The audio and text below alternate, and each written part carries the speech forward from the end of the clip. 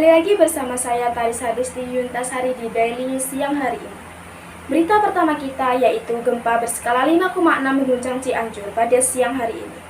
Warga disarankan untuk mengungsi di tenda pengungsian yang telah disediakan.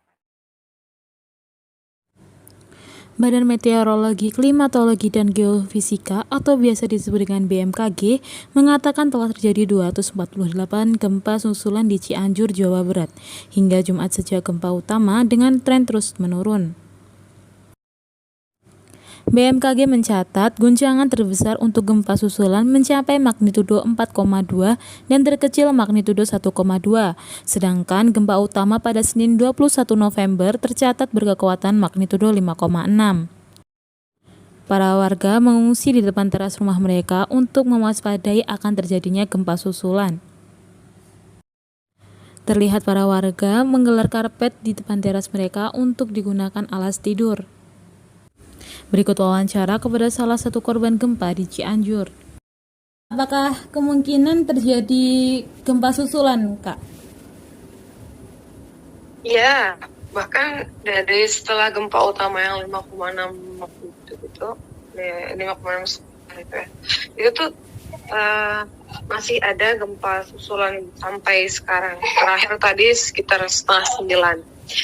Bahkan tercatat sudah lebih dari 300-an, sekitar 300 getaran. Selama ini ketika terjadi gempa susulan yang dilakukan warga itu bagaimana, Kak? Apa mengungsi kemana gitu atau bagaimana? Setelah gempa utama, kebanyakan para warga, terutama yang terdampak, yang rumahnya roboh itu mengungsi di tenda darurat. Jadi di setiap beberapa titik di sini disediakan tenda darurat dari terpal, atau mungkin ada yang mungkin disediakan tenda dom seperti itu. Jadinya ketika mungkin ada gempa susulan, mereka berada di tenda atau mungkin di luar tenda, atau mungkin yang bisa balik ke rumah, mereka langsung berlari menjauh dari rumah karena dikhawatirkan rumahnya roboh lagi. Untuk yang terakhir, Kak, untuk persediaan obat-obatan, makanan, dan baju, apakah udah tersedia atau bagaimana? Kalau di posko ini, di kontrakan ini sih, karena memang tidak terlalu parah kerusakan rumahnya, jadi tidak terlalu membutuhkan obat-obatan dan yang lainnya. Tapi untuk makanan, alhamdulillah kita sudah dapat dari dapur umum. Kita peduli dari di salah satu masjid yang menjadi posko itu, kita alhamdulillah sudah dapat, dan beberapa bantuan dari beberapa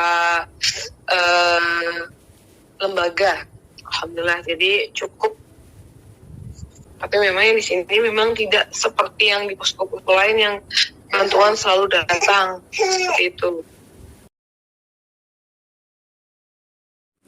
Hingga saat ini, korban tewas akibat gempa dengan magnitudo 5,6 di Cianjur, Jawa Barat mengakibatkan 327 orang meninggal dunia, 595 orang mengalami luka berat.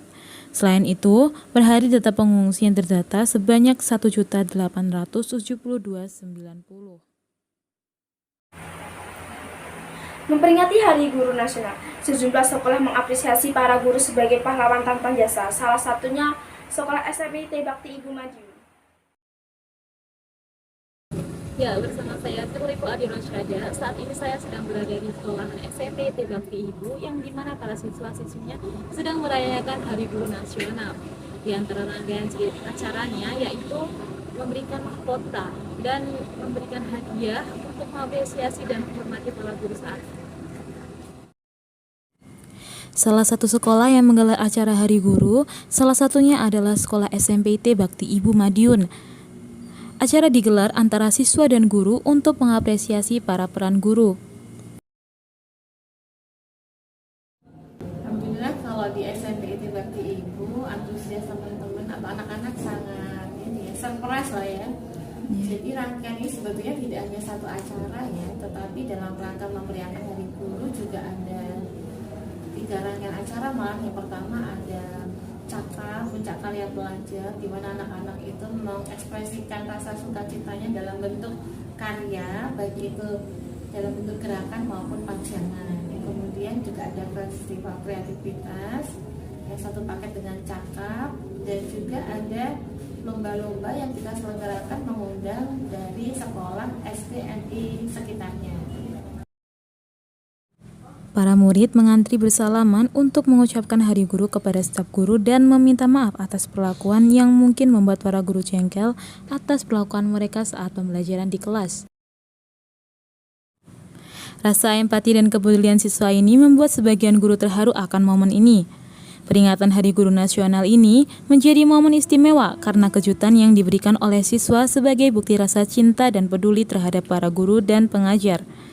Selain itu, Hari Guru ini sebagai bentuk apresiasi guru di Hari Guru Nasional.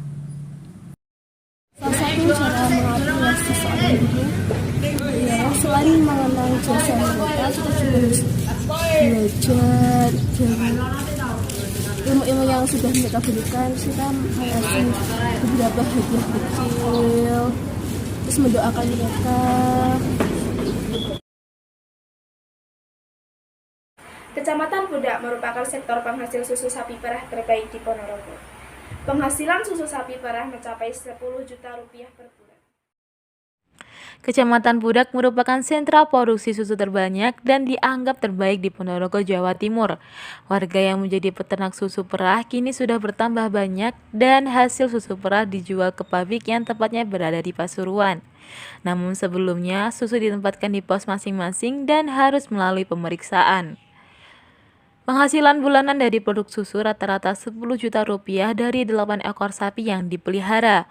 Jumlah susu tergantung pada pakan yang diberikan peternak kepada sapinya. Cara pemberian makan yang baik juga untuk meningkatkan produksi susu perahan. Rata-rata masyarakat Pudak mampu memerah susu sapi hingga 102 liter per hari. Rumput yang sudah dicopot langsung diberikan kepada sapi, kemudian sapi diberikan konsentrat kering. Cara ini sudah terbukti dan produksi susu semakin meningkat dari hari ke hari. Berbeda dengan cara sebelumnya, konsentrat dicampur dengan air lalu dicampur rumput, ternyata hasilnya kurang maksimal. Di masa sapi hamil, susu yang diproduksi menurun, tetapi di usia kehamilan 1-3 bulan belum terasa penurunannya. Pada usia kehamilan 6-7 bulan, pendapatan peternak susu sapi perah turun drastis. Petunjuk dokter hewan, sapi yang sudah hamil 7 bulan tidak boleh diperah karena susu yang keluar akan sedikit. Harga susu sapi perah saat ini sangat stabil di kisaran 6.230 per liter. Susu sapi di kawasan Pudak ini dianggap lebih baik karena berada di daerah kawasan yang berhawa dingin. Kondisi ini berdampak positif terhadap harga jual dibandingkan dengan susu dari daerah Ponorogo lainnya. Sapi diperah 2 kali dalam sehari, yakni pagi pada pukul 6 dan sore pada pukul 16.00 waktu Indonesia Barat. Tiap hari pula susu diambil dan dibawa ke pabrik di Pasuruan. Pemerahan harus tepat waktu untuk menghindari sapi stres dan sulit diperah. Selain itu, hasil susu yang diperoleh juga akan menurun. Pemirsa, berita yang terakhir tadi menutup perjumpaan kita pada siang hari ini. Saya dan kru yang bertugas pamit undur diri. Terima kasih.